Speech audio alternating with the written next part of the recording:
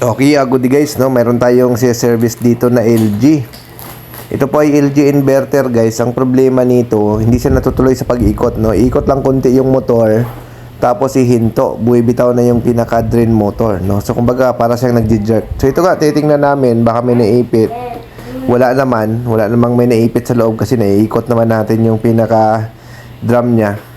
So ina-analyze namin kung anong problema, kung bakit hindi siya umiikot, no? So ang nangyari sa kanya, guys, ikwento ko na lang sa inyo. Nag-attempt siya na umikot lang. Parang gumagalaw lang siya, then hinto, gumagalaw, hinto. Ganun po ang nangyari sa kanya, no? So ito ngayon ang aming i-analyze, guys, para makita natin. Ayan, oh. Ayan, oh, gumagalaw siya.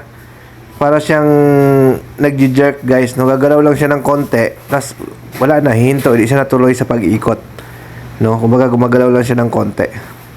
So kapag ganito, guys, ang issue ng inyong washing machine, gumagalaw lang ng konti yung motor, tapos pag ilagay nyo sa spin, gagalaw lang siya ng konti, tapos babalik na yung oras sa 14, no? So sinubukan na rin namin sa palitan ng sensor, ganoon pa din, no? So may dala tayong sensor para sigurado, no? Pero nung pinalitan natin, ganoon pa rin, walang nangyari, no? So yun nga, umiikot lang saglit yung motor niya, pero hindi siya natutuloy sa pag-ikot. Bumibitaw yung drain, kaya bumabalik siya, no? So nandito tayo ngayon, guys, sa Buena Rosa 8, no? Santa Rosa, Laguna. Dito tayo nag-service ngayon. So ang i-check namin dito, guys, ang next step namin na i-check dito yung kanyang motor, no? Ayan, guys, so kung mapansin nyo, gagalaw lang siya ng konti, pero talagang ano siya, hindi siya natutuloy sa pag-ikot. Para bang may naipit or parang hirap siya. So ito na nga, guys, binuksan na namin yung likod. Sinusukat na natin yung resistance ng motor para makita natin. So i-double check lang natin yung resistance ng motor. So dito, tingnan natin, guys. Ayan, 12.1 yung isang side. Yung pangalawa, ayan, meron din naman siyang ito, 7, no? 7 ohms yung kabila, no? So double check natin. Ayan, 7.4. Ayan, 12.1. Ulitin natin, no? 12.9 yung isa. Yung isa naman, ayan, 6.9. So ibig sabihin, guys, sira motor nito, no? So ito, may dala kaming motor. Subukan natin palitan, no? Para ma-confirm kung motor nga ang problema.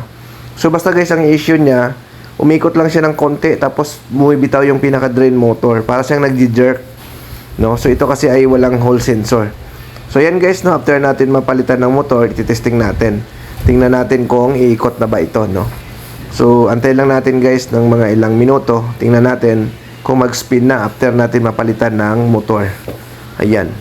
So jerking ang nangyayari sa kanya. Parang nag-attempt lang siya umikot, pero hindi siya natutuloy, guys, no? Bumibitaw yung pinaka-drain motor niya. So pagka ganung issue, punta kagad kayo sa motor, no? Resistance ng motor, tingnan nyo kagad kung okay pa yung resistance. Kasi ang resistance value, guys, ng mga motor na yan, yung kulay white, naglalaro lang yan sa 12.1. Dapat equal reading yan, no? Yun po ang resistance value ng isang motor na inverter ng LG, no? So kapag na-check nyo yun, na-good yung resistance value ng motor, equal naman, tama yung reading, next nyo yung mga wiring connection, no? Or ikutin nyo rin, guys, yung motor, baka naman makunat, no? Or mahirap na siya umikot. So yan, guys, umikot na siya, ni-spin natin. So confirm natin na ang naging problema niya is motor, no? Kasi nga umikot lang siya saglit, tapos bumibitaw, no? Parang hindi siya natuloy sa pag-iikot. So yun lang po ang naging issue niya, guys, yung pinaka motor niya ang pinalitan natin. So ito, guys, kaya ko lang siya sinishare sa inyo, baka may encounter nyo ito.